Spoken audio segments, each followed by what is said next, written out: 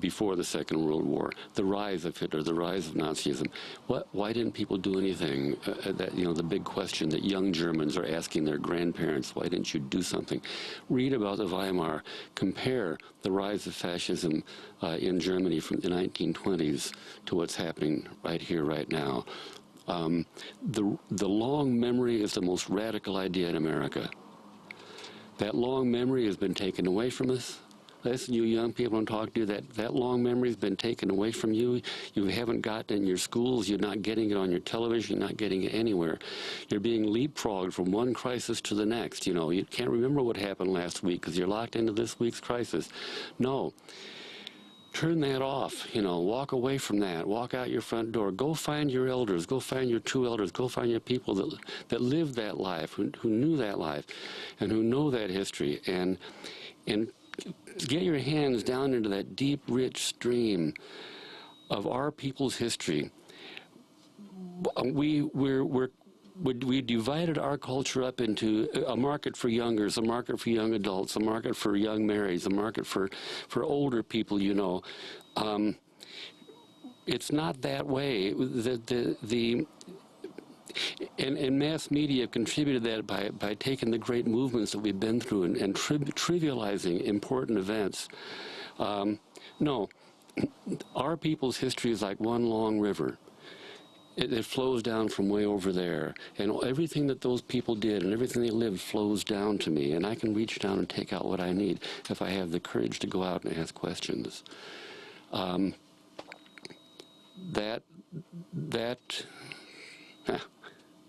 huge river, you know, that it's like tributaries that flow down into the polluted river and purify it. Utah, you're known for telling stories very, well, really opposite from the mass media world today, where a soundbite is something like 8 or 9 seconds. Mm-hmm. What do you think that has done to the way people learn and understand? I think that television has had a serious, we're thinking differently. I'll watch television once a year just to get a kind of an idea of what is happening to people's minds. Or maybe I want to go see the World Series. The frequency of images is so fast that I can't track it. I don't have TV and I don't like them. So I can't understand how people can watch them. The frequency of the images is just too fast. I can't take it all in. Yeah, it is, you're absolutely right, that we're thinking differently. Television alters consciousness. If it didn't, they wouldn't use it. It's intended to alter consciousness. Me, the last TV set I had, I shot. I don't know what commercial importunment drove me off of the pier, but I hauled it into the backyard. It was up in Spokane, Washington, and I had an old Stevens shotgun. I tied a scarf around it for a blindfold and scotch taped a cigarette to the front and lit it burn an appropriate amount of time, and then I blew a hole through it with the shotgun. It was out there in the lilac hedge, which grew through it eventually. It was kind of pretty after a while, but I have not, you know, I haven't owned one of those foolish things since. I think that abandoning children, you know, to television set, children are born with this bridge between world time and dream time. They wander back and forth over it at will, and you never know which side of the bridge they're going to be standing at either. You just got to be willing to stand with them at the dream time end of the bridge, instead of jerking them over the bridge into world time on the presumption that facts will save your butt. Have they? Well, they won't. Kids understand storytelling, they understand stories, and they understand that particular kind of magic. And they also understand that innately that all the wonders of the mind need not be explicit. We're robbing children of their imagination. We just said earlier that the glory of radio is that it unlocks the imagination, as my wife said. And television, because you create your own images, and television gives you the images. Also, television is there to say to these kids, kids, you can take a coffee can and turn it into a rocket ship, you see. And you create the story. You have the story and that you want to act out, and then you create the object to act it out. Television turns that around backwards and says, you can't have this story unless you buy the object. The exact opposite of what we're born to do. We have to fight like hell to turn ourselves back to our own best natural selves. And that's part of what I'm doing.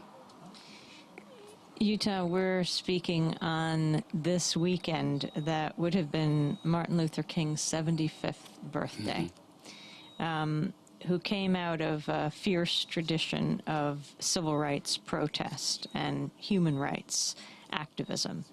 A lot of people don't appreciate what that day-to-day organizing and activism is all about. They hear Martin Luther King, it's almost as if he was alone, but he certainly wasn't. And there were so many, like you mentioned, Rosa Parks. Rosa Parks, a story, a legend, where we hear about a woman who just got tired and sat down, but of course that was not her story. She was at Highlander School getting her training. Can you talk about what Highlander School was? Oh, good heavens, Miles Horton. Miles Horton was the best educated the country ever had, and I knew Miles. He's a fine, remarkable man, good preacher, too. The Highlander principle was that any group of people in the community experiencing a problem, if they sit in a circle and spend a couple of days telling each other their life story, will eventually arrive at a solution to the problem. So the Highlander School is created for people to come together and do that, so that food is prepared for them and a place to stay. And if you run into a knotty problem and you need a lawyer or you need an expert, and you know, X is a has-been, a spurt is a drip under pressure. You need an expert, come in there. They'll come in and tell you what you want to hear, and then they have to leave. You know how a lawyer can take over a meeting. And then you go back and just use the information because it's right in the hands of those people to do that. And that's where Rosa Parks was. Martin Luther King was there. Remember that billboard during the 60s that the John Birch Society put up, said Martin Luther King at a communist training school? That was Highlander, you know, that he was at. And it's Miles' idea, an extraordinary idea that works. Miles was a great organizer by himself. Miles Horton told me once, he said he was doing an organizing job in a little small town, a coal mine job. And the thugs were in town, and they were going to try to break the union, you know, pretty violent. The preacher feared for Miles' life and gave him a horse pistol to protect himself, but it was broken and didn't have any ammunition, and Miles said he didn't know how to use it anyway. Well, Miles was looking out the front window down on the street from the rooming house, and a big black car pulled up, and the three goons got out. And Miles opened the window, and dangling that pistol out the window said, "Hey, you down there, let me tell you something." And he looked up and said, "Horton, you can't tell us anything." He said, "Oh, yes, I can. You've got to get organized." I said, "What do you mean?" He said, "You're not organized." "What do you mean?" I said, "Well, now look, you're going to come upstairs and try to kill me. You're going to kick in my door.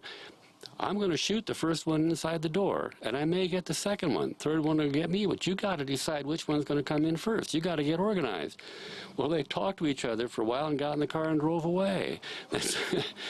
Miles could do that. One time, he was invited to give a talk on leadership. And he showed up in town, and he couldn't remember where he was supposed to go. He lost a piece of paper. So he walked up to the main part of town, and he saw a bunch of people going into a hall. So he followed them. And he went in there and saw his name on the reader board, and everybody sat down, and he sat down. When they were all sat down, he got up and walked to the front onto the stage and said, "Leadership is finding a bunch of people who look like they know where they're going and following them, and when they're all sitting down, stand up and talk to them about leadership." I wanted to ask you about commercial media and what it's done. What radio that is commercial, record industry, the music industry, how you respond to it. And I also wanted to ask you about Johnny Cash. Isn't that the little bill changers in public restrooms?